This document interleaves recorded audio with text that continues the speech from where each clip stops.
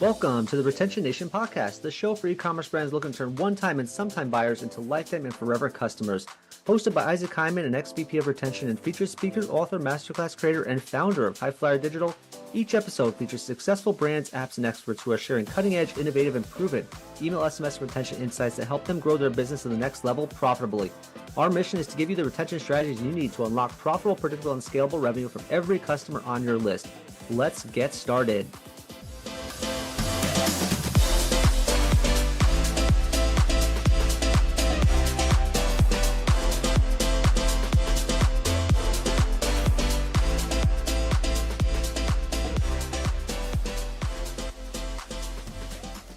Hey guys, welcome back to another episode of the Retention Nation podcast, the podcast that teaches brands like yours how to turn those one-time and sometime buyers into lifetime buyers and actually unlock the true revenue potential sitting on your list right now and actually create profitable, predictable, sustainable revenue streams for your business, which is critical to growth, especially in 2024. Before I introduce our guest who will talk all about the retention secrets he has at his brand, he's been doing it for years. I want to always recommend not just to listen to a podcast or hear it, but also read it and study the strategies that you need to kind of get to the next level. So always recommend you get a copy of my free 330-page Ultimate E-commerce Email SMS Playbook. It's available for free on my website. More than happy to get you a hard copy or a digital copy, and it'll teach you the secret strategies that the top brands are using right now to win customers for a lifetime. But again, it's not just enough to read about it or listen to it. You also have to hear it from the brands that are doing it really well. So this is a great segue into my guest, who's actually up against some pretty big brands and doing a great job at it. My guest here today is Mike Abadi from Sunday Citizen. And to give some background into Mike's story here, he was born in Colombia, raised in Mexico, educated in the U.S. He comes from 4 generations of textile industry experts. He began as an investment banker, which is an interesting story already. Co-founder of tailored suits brand Hive and Colony before launching DTC bedding brand Sunday Citizen alongside his wife. And right now they've grown rapidly into an 8-figure e-commerce brand, excelling in several home categories, multiple collections, thousands upon thousands of 5-star reviews sold online in Nordstrom and in their own store in New York City. So thank you for being here, Mike, and jumping on our Retention Nation podcast. So maybe you could start with telling us a little bit about where you are now, how you survived the pandemic, and where the business is currently. Yeah, sure. So first of all, thanks for having me. Happy to share my story. Sure. So yeah, it's been a very interesting last 5 years. Oh, We yeah. had the highs of COVID and the lows of post-COVID, and these past couple of years we've been sort of trying to find our place in this new normal. And we've learned a lot of lessons along the way. A lot of those learned the hard way, but we're revolving and we're trying to keep growing and making things better. But yeah, for us, we started off. re- we started off right before the pandemic, and we were well positioned once COVID hit. So we were able to basically take advantage of those changing dynamics to really grow the business in a way that we didn't even forecast or expect.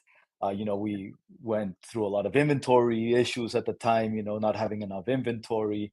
And well, yes, as a lot of people in the industry, we Yep. quickly went from having not enough inventory problems to having too much inventory problems. And, that forced us to, rethink things under a new perspective. And we made a lot of changes. And even though we're still primarily a D2C company, in the last 2 years, we've sort of um, started branching out into different channels. We started growing our wholesale channel, our marketplace channel, our own brick and mortar space. And, I think that continues to be probably the fastest growing segment of our business at this point. Wholesale. That Yes. was huge. Yeah. Yeah. That's pretty fascinating that you had such a great journey and the timing seemed perfect for COVID. And I think I actually saw an ad recently that said Brooklinen is celebrating their 10-year anniversary, if I'm not mistaken. How do Right. you, those home and bedding and all that area is pretty saturated with brands. How do you maintain loyalty when you're up against such big brands? They're almost like the darlings of the DTC market. How do you keep customers loyal to your brand? What's the key? Yeah, look, competing against them, it has been difficult.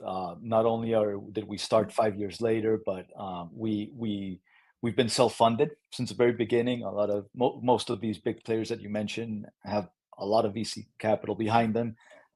So they were able to go very aggressive on the acquisition side. Whereas for us, we've always been very, very focused on the unit economics, making sure that we're profitable on order number one. So we do have that retention component, that repurchase order, but we try to always stay profitable on the first order.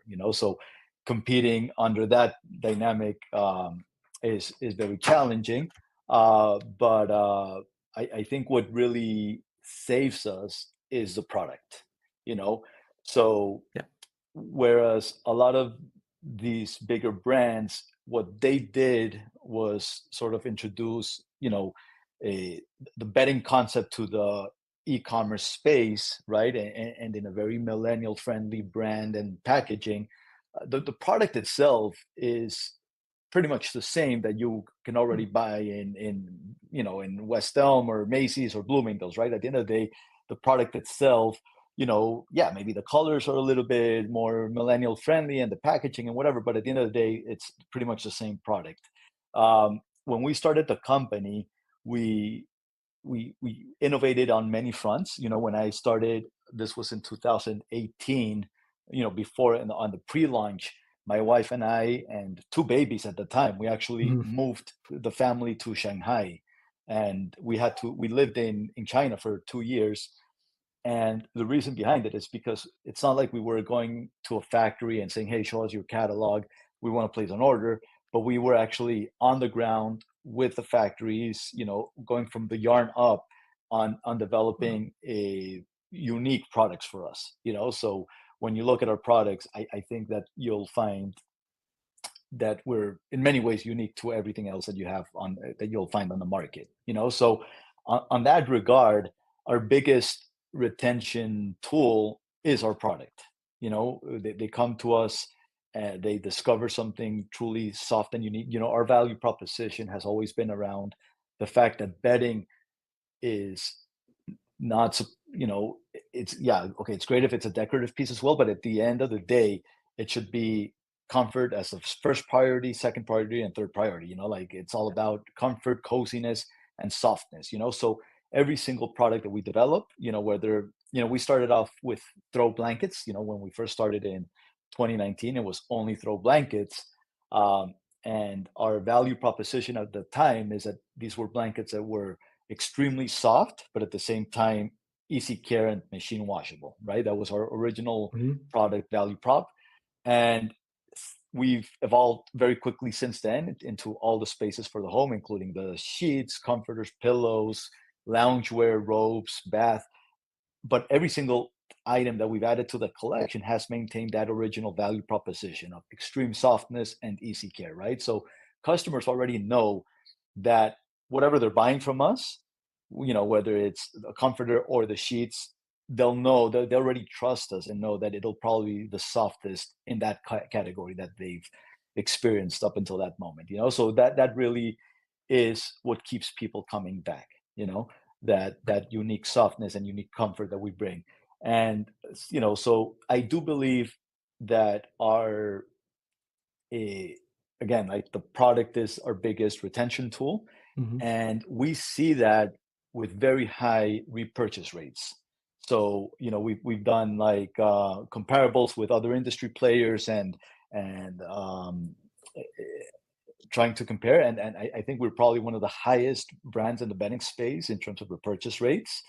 And what's actually interesting is to see that people are coming back for the same exact product.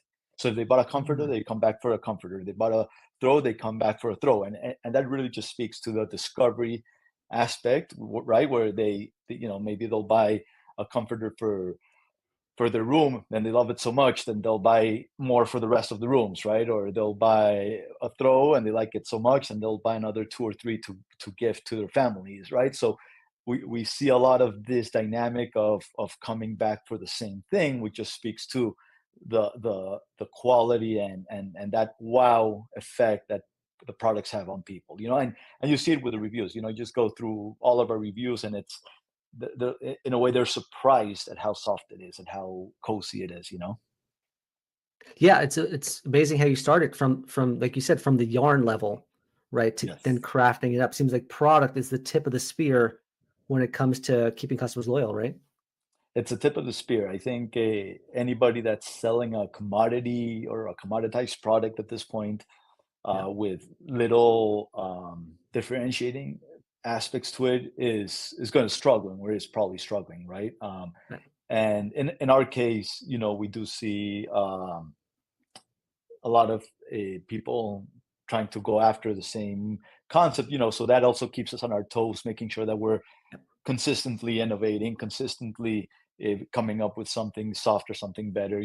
For example, with our bed sheets, right now we have incredibly soft bed sheets, and we're actually preparing to launch a new collection this fall that will make our old bed sheets feel like sandpaper of how drastically softer they're going to be. So I think that's part of it, that we have to constantly continue to innovate Yeah. and outbeat ourselves in product. That's very important, super important. And considering you were founded in 2019 and then the pandemic hit, you were probably and then everyone started buying home goods, home decor and things like that. You're probably inundated with all these one-time buyers that just came in, saw your products, swore by it, and constantly tried to buy more. But then also brands that found those customers to be one and done, right? One and done buyers. How have you navigated that, and how has your repeat purchase rate been post COVID, and what's it doing now? So our repeat rate, or let's say we like to measure the repurchase rate, like what percentage of our customers buy from us within, let's say, 6 months, and it's actually Mhm. held quite quite steady, even in the post-COVID era. So we've actually been able to maintain that pretty well. So I think that the retention part has maintained itself pretty steady. If anything, it's actually improved. I think the part that hit us more was on the acquisition side, right? So definitely Mm, acquisition today is not even close to what acquisition was during those early years, which only just highlights the importance of the retention component, right?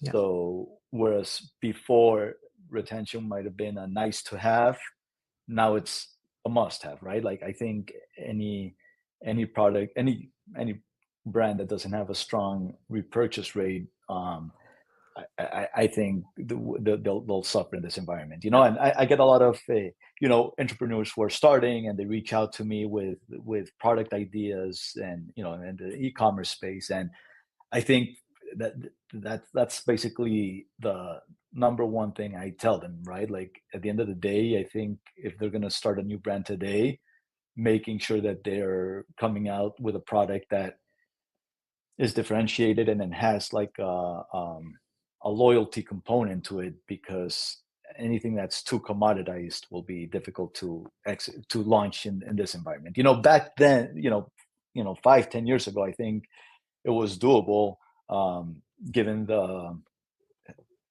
easier acquisition yeah. dynamics, right? But I think in this environment, you have to rely on that repeat customer. Yeah, you mentioned on the Jay Davis show that brands need to start out by being retention focused. Like you have to make some assumptions probably that say they're going to buy 2, 3, 4, 10 times, as opposed to Correct. just being acquisition focused. So how have you've embodied that, it seems, in everything you're doing since 2019, even to now, right? Right, and even with my previous brand, Hive and Colony, that was the premise of the whole Mhm. business, right? Because with the suits, we were selling tailor-made suits, right? And the whole idea behind it was that once we were able to crack a customer's measurements and get his fit right, uh, we would monopolize that customer on with their suits and shirts, right? So, and this started all the way back when I was in investment banking. I would always Mhm. see, like, my the MDs at the company, or the VPs that would have like shirt guy in Hong Kong that basically had their measurements pat down, and all they would do is just reorder, like they wouldn't even have to think about it, right? Like unless they gained a lot of weight or whatever, it was just automatic, right? So I embodied that. That was the premise of the previous business. So I came into this business with that already in mind as being the Yeah. backbone of any product company. Yeah, I had a brief stint at Merrill Lynch back when it was just a standalone, and yeah, these MDs had it on speed dial. Their tailors Exactly. and their staff. So good call. But now as you're transitioning into wholesale, one would think, and again, I work with a lot of retailers who sell other people's brands. I've sat in with Nordstrom and Saks and things like that. But how do you manage that same loyalty, knowing that there's a brand now selling your product who may or may not excel at retention or may promote other products? How do you maintain that loyalty to the customer and to the end user? So, look, I think in a way, the wholesale component has helped. Um, and there's a lot of spillover effect from the D2C business into the wholesale, but there's also a lot of spillover from the wholesale business into the D2C. So Mm, I I was recently for us it's difficult to measure exactly because we don't get a lot of the data, but yeah. we do know anecdotally that a lot of the customers that we're getting on our website discovered us by first purchasing on Nordstrom.com or in Bloomingdale's, and then they Mm, came to us, right? So as an acquisition channel, I think there's definitely, I guess it's difficult to quantify, but there is definitely something there.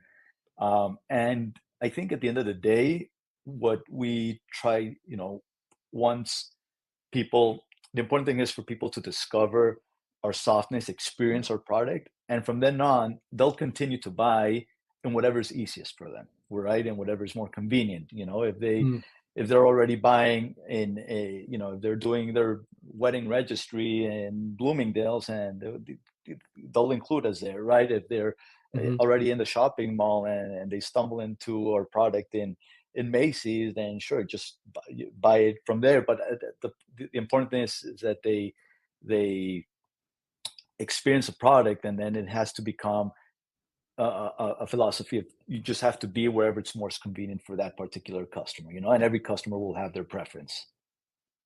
Yeah, I feel customers loyal to convenience at the end of the day, and they want to Exactly. buy wherever it's easier. Um, which is interesting though, because at the same time, from what I read about Sunday Citizen, it looks like you were on Amazon at some point, but then you decided not to sell there. Different story. Yes, yeah, when we started off the business back in 2019, we actually had we were completely parallel in Amazon and on Shopify. And we pretty Hmm. much had the same budgets, the same inventory, everything was almost the same. And what we started to see was that even though the acquisition costs were a little bit lower on Amazon, the just the lifetime value of those customers was, first of all, the average order values were significantly less. Hmm. And second of all, we just didn't see that repurchase rate. Uh, and it was like about 6 months in that I started to see that trend, and I just said, what, we have to stop Amazon and go all in on Shopify because I just saw that the dynamics didn't make sense. So Yeah. since then, we've been strictly on Shopify. It's been a little bit of a dilemma for us of whether to go back into Amazon or not, because at the end of the day, the moment you start being on Amazon, you lose a lot of that control, right? A lot of that Yeah. connection with the customer, right? And it's difficult to know to what point they're going to cannibalize our online our Shopify sales, right? But at the same time, going back to what I just mentioned, is you have to be wherever it's more convenient for the customer, right? So Yeah. I do think we're going to be end up going back to to Amazon soon. Uh, Maybe not with a full collection, but with certain products, just to make sure that we have that exposure as well. Yeah. Yeah, that's interesting you said that. That probably brands want to kind of have some selection there, not their huge selection, and but this time do it a little smarter. Now that it's become. Have Correct. you ever worried about copycats also, or counterfeiters and things like that at the time at Amazon? Or Yeah, is that, yeah, we have. I mean, yeah. we're already seeing it. Like we have great Oh, relationships with our factories in and the factories basically have at many times said, hey, this we saw somebody coming in request with your sample requesting a quote. We know that they're working with this other so we know it's already happening. yeah. I guess it's copying is the biggest form of flattery in a way, but that's what Right. I said. We have to stay on our. It forces us to stay on our toes in terms of innovation, right? So that's Yep. why the product that worked for us a year ago is not necessarily the product that will work for us in 2 years, right? So it's Yep. it's kept us very, very involved on the product development side, and we're still very involved in the coming up with new yarns, with new fabric blends, and that's what's gonna save us from that competition. Mhm. Great. I mean, it seems like you've traveled to China, you've sitting on the yarning factories locations, and you're born in Colombia, raised in Mexico. It seems like you've been a pretty big world traveler. How have those experiences and investment banking on top of that, how have those experiences helped get to understand your customer a little bit more? Has it really helped you know their just understand people one to one level, or has it been like, hasn't really helped? It's just good to have as a story. Yeah, look, I think getting exposure to the way people around the world do things, buy things is very you're always getting ideas from different things. Like for Yeah. example, we recently launched um like a big hooded blanket, which is inspired by a product that's very common in Colombia that they call the ruana, which is like this again, just like a blanket that you can wear. And we came up with that version, inspired by this Colombian item. Um, so I definitely I think there's that every culture, every country has things to teach you. On In China specifically, when it comes to e-commerce, th- in many ways they are light years away ahead from us. It Wow. was, I've never experienced selling in China as in e-commerce, but as a consumer in China, it was, I felt, you know, living in China and then coming back to the US, I felt like going back in many ways in terms of my e-commerce Wow. experience. Like e-commerce there Mhm. is so easy, so frictionless. They have this app called WeChat where you do product discovery, product purchases, customer service, all within the same app.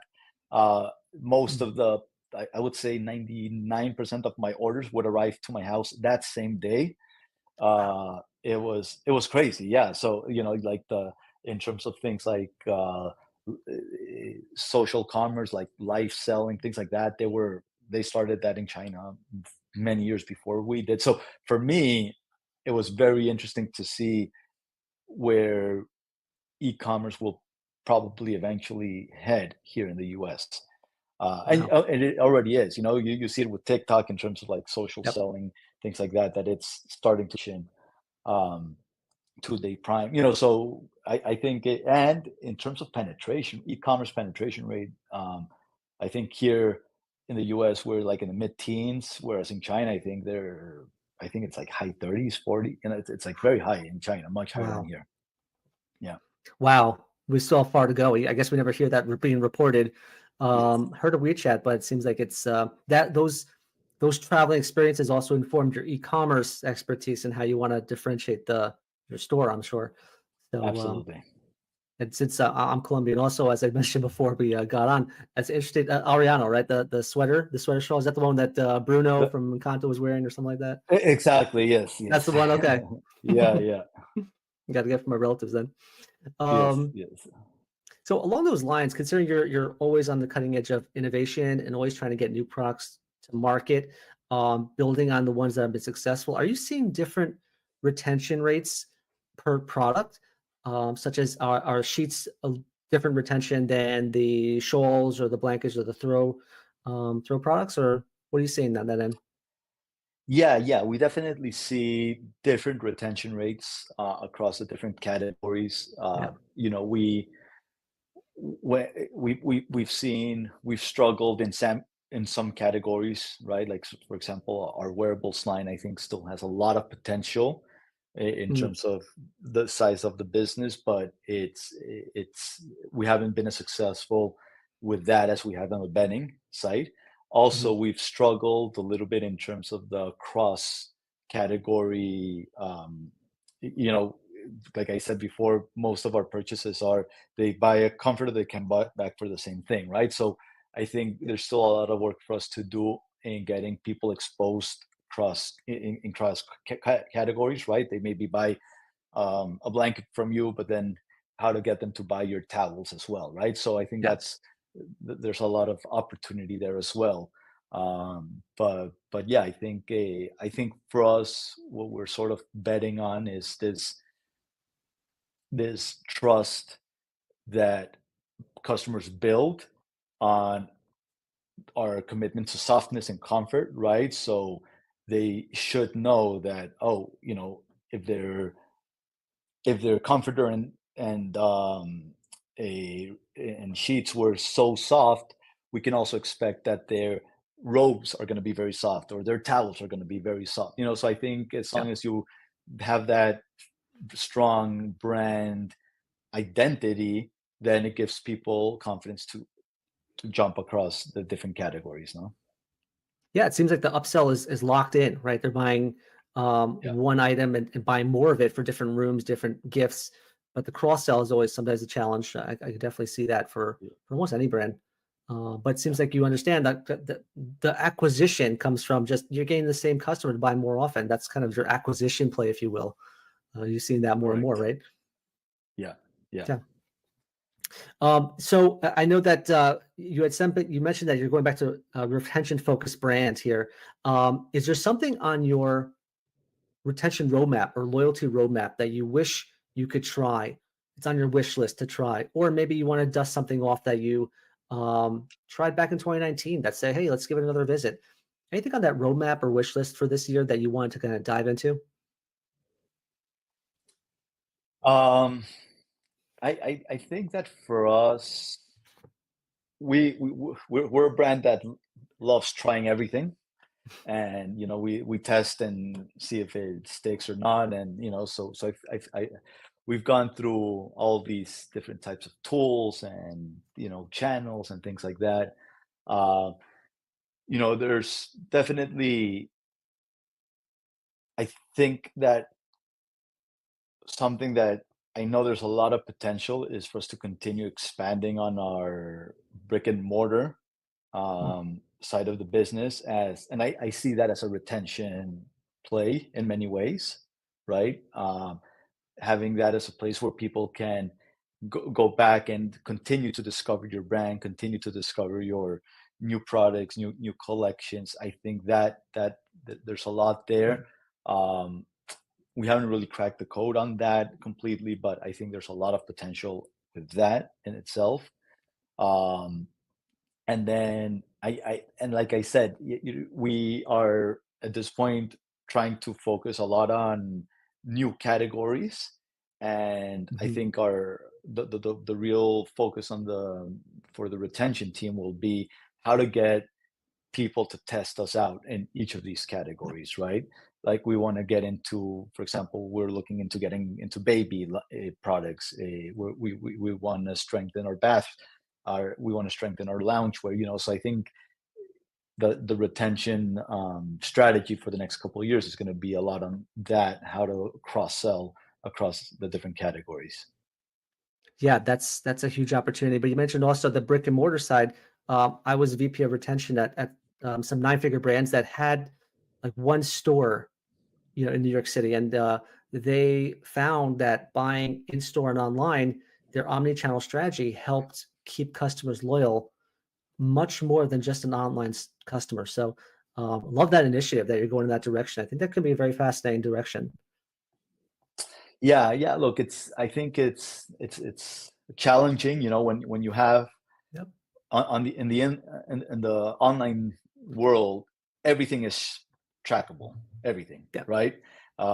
And we know we can have very accurate statistics on different funnels, different channels, different A/B tests. And when it comes with the with the brick and mortar stores, it becomes more difficult to track. Yeah. Attribution becomes more difficult, and all. So it's for us, it's been a challenge to understand exactly what type of dynamics are happening. Like, are they seeing us in Soho and then buying online? To what extent? Or maybe they're Yeah.